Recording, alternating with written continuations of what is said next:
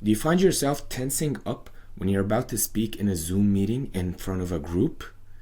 You raise your hand and you're waiting for your turn and everything's fine, and as your turn is coming, your heart starts beating faster, and all these thoughts that you had organized and well articulated in your mind, all of a sudden, as you're about to speak them, they're all scrambled up. You stumble over your words and you're concerned how everyone is judging you and how you're coming off and how people are perceiving you. If that is the case, you're not alone. I've been there. Many of my clients express the same struggle, and I help them through it just like I helped myself. I like to get curious when somebody tells me an instance like that, and I ask them, what can you do to make this better? And see what they come up with. Some people will tell me, I just hype myself up, tell myself that I got this. Some people tell me that I regulate my nervous system by breathing deeply. And I ask them, how do these work? How do affirmations work, the self-talk, and the breathing? And it barely works, and I know that it barely works. They're not getting to the root cause. All these tips are like trying to break a mountain with a hammer. It's not gonna work. You need a dynamite. What do I mean by that? You have a power voice in your body that works perfectly fine whether you're under stress or not. Whether their stress is 3 out of 10 or 10 out of 10, your voice is designed to work. However, your nervous system might think otherwise based on your programming from childhood.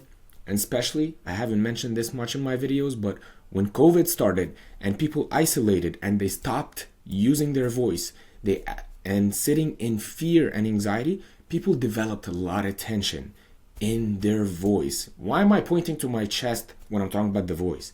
Because the vibration from your vocal cords are meant to vibrate in your chest and your belly and your hips when you're speaking.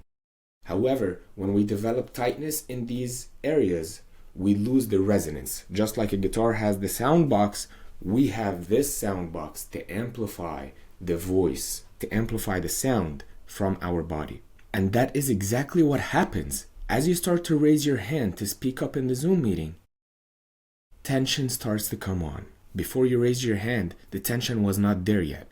Just like when you're speaking one-on-one to someone that you really trust, you feel fine, you feel comfortable. But when it's a group, you have a different experience. Especially if there's noise around, if you're in a restaurant or if you're about to do a public speech and you have to project your voice, then you need more flexibility and strength in your vocal muscles. So how can you begin to release that tension in your voice system so that you can become more powerful socially and more present rather than overthinking and stuck in your head? I'm going to share with you 3 steps that you can implement today to improve your articulation. First one is going to be psychological, and the second and the third are going to be physical, to really empower your voice sustainably. You see, we live in this scattered world. People are more heady and they are disconnected from the body. The truth is, we cannot separate the head from the body. The same way, if you want to get sustainable results with your voice is highly connected to your psychology, even to your spirit and the vibration of your spirit. It's just like your fingerprint. It's so unique. It's reflecting the vibration of your spirit. And if somebody tells you that your voice is pure mechanics of vocal cords vibrating to produce noise, they are wrong. They are deceiving you.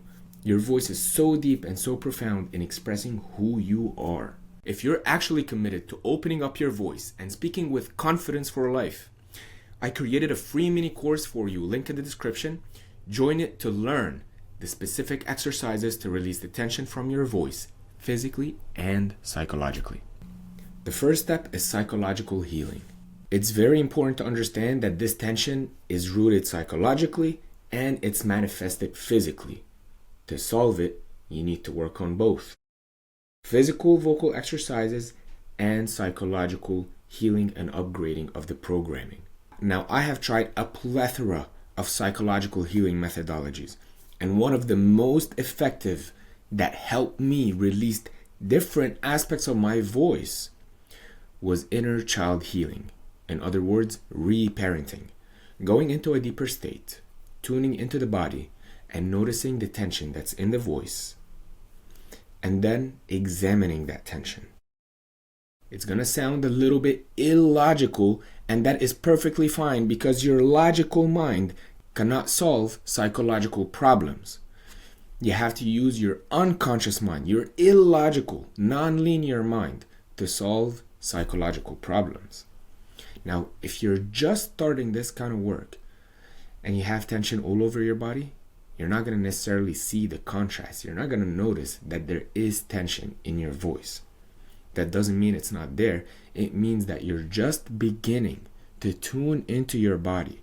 You're beginning to tune into the sensations of your body and create that mind-body connection. See, in the culture that we live in the society that we live in this modern world, everything is fast, everything is so advanced. We're hyper-heady, we're hyper-logical, and we're hyper-cognitive. And in that, we created a schism between the head and the body. We disconnected from the body.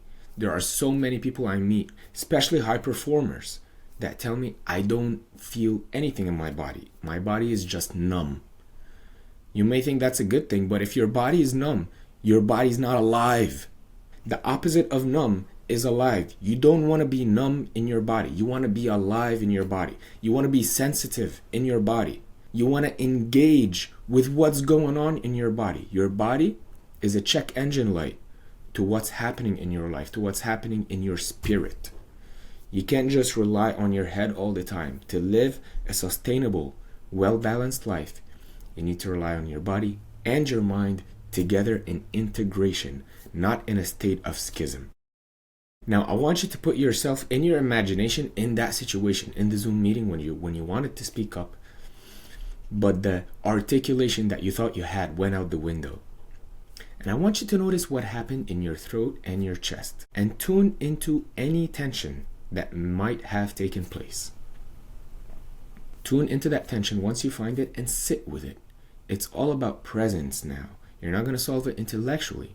Your presence is going to begin to heal it. And here's how we can break that down.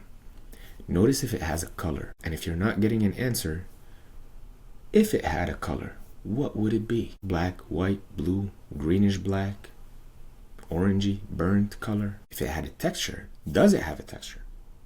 And what is that texture? Is it pinching? Is it tension? Is it pressure? Is it burning? Is it a texture of a steel or a fabric? Fluffy, cloudy? Does it have a sound?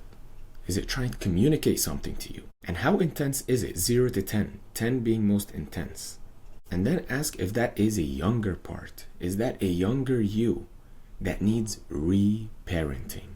Is it a 12-year-old self, a 6-year-old self, a 3-year-old self, or a 20-year-old self, 30-year-old self, 40-year-old self? Notice.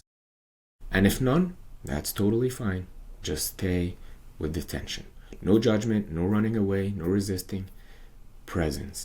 You can even focus on one point in that tension, like a laser, and stare at it. Take a deep breath. Stay with your heartbeat. And ask your unconscious mind to transform any suppressed emotions into forgiveness, love, and vitality.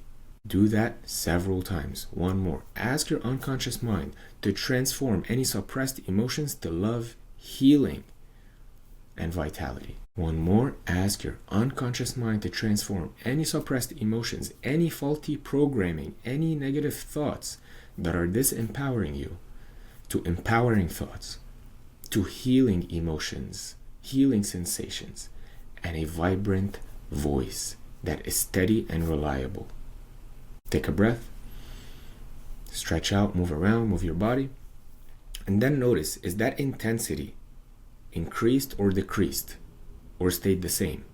You can actually let me know in the comments, because there is a case where the sensation increases, and that just means that we open the lid on something that needs a lot of attention, and it's a great beginning to help you live your life experience more fully. Now you might be asking yourself, is that psychological exercise, reparenting younger part of myself or dissolving that tension, really going to help me speak more comfortably and more confidently and articulate myself better? And the answer is yes, absolutely. Especially combined with powerful vocal exercises to help you release that tension. I like to think of it like this. if you enter a wrestling match and you've never wrestled before, what is going to be your anxiety levels? It's going to be high. You're going to experience tension. Your nervous system is not going to be at ease. However, if you're a master at wrestling and you wrestle several times a week, what's going to be your anxiety level as you're entering a wrestling match? It's going to be close to zero. It's the same thing with your voice. Your voice is how you navigate every social interaction.